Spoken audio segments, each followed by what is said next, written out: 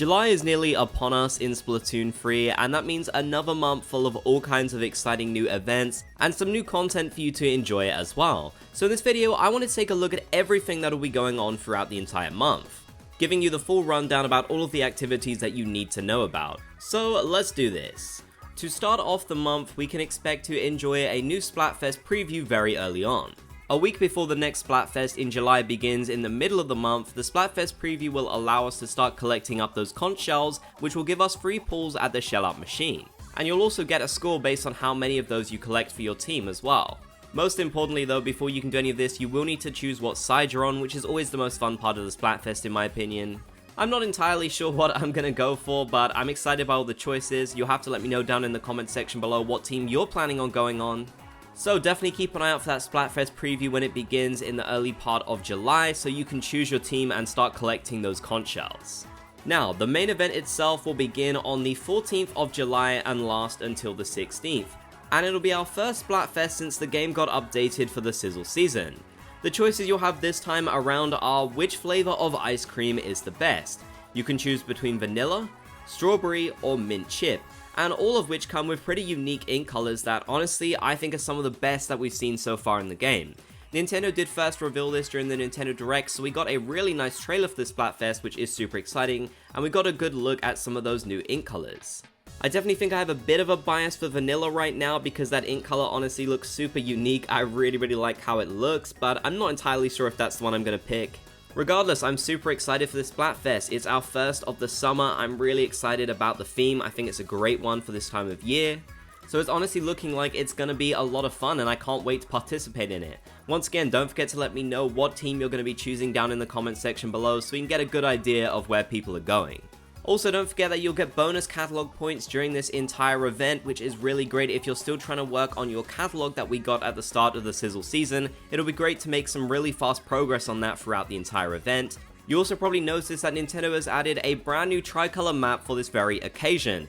This is the Splatfest map for Barnacle and Dime, and it actually marks the first time I believe that we've gotten a Splatfest map that was introduced within the same update it got released in. So far, we've really seemed to get tricolor maps of things that have already been in the game for quite a while, but Barnacle and Dime is brand new. However, I definitely think Nintendo chose this because it perfectly sums up the event. It's a really fantastic map to choose for summer, so I can see why they decided to get this one out as a tricolor map super fast.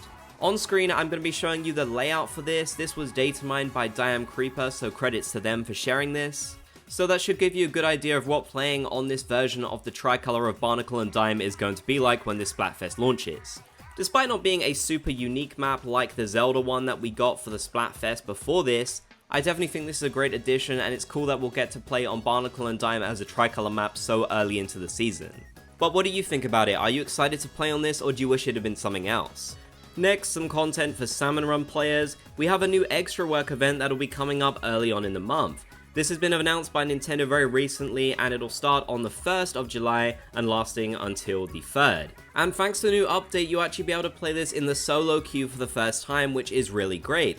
Previously, you would have had to have joined up with some friends, making a squad, or perhaps had a pool where you could join up with other people, but thankfully Nintendo made it so you no longer need to do that. This time we'll be enjoying playing it on Gone Fish and Hydro Plant, and you can see the weapons that you'll be able to choose from here on the screen. I definitely feel like so far there hasn't been as much enthusiasm for Eggstra Work as some other Splatoon events, although that definitely makes sense as it is a little bit more low-key. But now you can play in the solo queue. I feel like the event has opened up to a lot more people, so it should be really fun this time around, and I'm definitely looking forward to participating in myself. You'll have to let me know what weapon you've decided to use, and I wish everyone luck with getting the scores that they want to get. I also wanted to note that Lean Yoshi has added a really great guide with a bunch of information about this Eggstra Work that has been data mined over on their website, so I'm going to link that down in the description, as you can see information about every single wave that you need to know about. It's incredibly detailed, there's a lot of information to process here, but if you're a pro Salmon Run player, you definitely won't want to miss out on this, and even if you're a bit more casual, I feel like it's still good information to know to really prepare you for this event, so I highly recommend checking that out. I think it'll help a lot with this upcoming Eggstra Work. Once again, good luck everyone with this event, I hope you enjoy. Now for Eggstra Work, we actually have some new rewards that you'll be able to collect for the very first time thanks to the Sizzle Season update. These are also data mined by Lean Yoshi. Here we have the bronze scrapper sticker, the silver scrapper sticker, and the gold scrapper sticker. Then we also have the bronze steel eel sticker, silver steel eel sticker, and the gold steel eel sticker. I'm not sure if it's known currently which of these you'll actually be getting for the upcoming Eggstra Work. This kind of does suggest we could potentially be seeing up to 2 Eggstra Works this season, which would be really cool. I'm assuming it'll probably be the scrapper sticker, but it could end up being the steel eel one. I guess we'll just have to see when the event debuts. Either way, some new stickers for you to collect. If you like those types of items, you can of course put them on your locker. And I wish everyone luck with getting the one that they want to get. But the fun for Salmon Run does not stop there. There's even more new Salmon Run content for you to enjoy throughout the month. A brand new piece of gear has been added for the month. This is the Sea and Enemy HUD, which is based off Dragon Ball Z, which is really cool. And it's the first time you'll actually be able to collect this, as it was introduced within the Sizzle Season update. I always like getting my hands on new piece of gear, although another Salmon Run hat, I don't know, Nintendo, why do you keep adding so many of these? At least this one is a little bit different. It's not traditionally a hat, I guess. But it seems like we might get some more unique gear in August. So yeah, there's a lot for you to enjoy here if you are a Salmon Run fan. A lot is going on throughout the month of July. And I imagine there'll be some other random surprises too that haven't been announced yet. We probably will get a random weapon rotation, and who knows, maybe there'll even be a golden weapon rotation to enjoy as well. You'll be able to check the Salmon Run schedule a little bit ahead of time when we get into July, so I definitely think that's worth doing so you can keep track of everything that is going on throughout the month so you don't miss any special events. But either way, these have been the major ones that you need to know about. Finally, although these haven't been announced yet by Nintendo, it seems very likely that we will get some new challenge types throughout the month of July. A whole bunch of different challenge types were data mined at the beginning of the Sizzle season, and there's still a lot that we haven't gone through yet that likely could appear for the first time in this month. So there's no guarantees that all of them will. I really doubt that. I think they'll save some of them for August too, but I'm sure we will see at least one of these happen during the month, so you can be prepared. These would be the 2v2 battles, which would be a really cool new challenge type, really unique honestly. I'm definitely looking forward to participating in this one.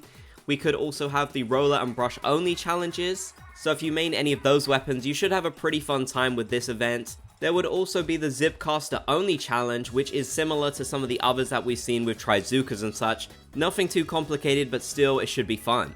As I recommended with Salmon Run players, keep an eye on the game's schedule so you can see when these challenges are going to happen. Nintendo also usually announces them in advance over on Twitter. Challenges have such small time windows honestly, which is such a shame. So you want to make sure you're as prepared as you possibly can be for them. So that's everything you need to know that's going on throughout the month of July in Splatoon 3. What are you most excited for? Please let me know down in the comments section below.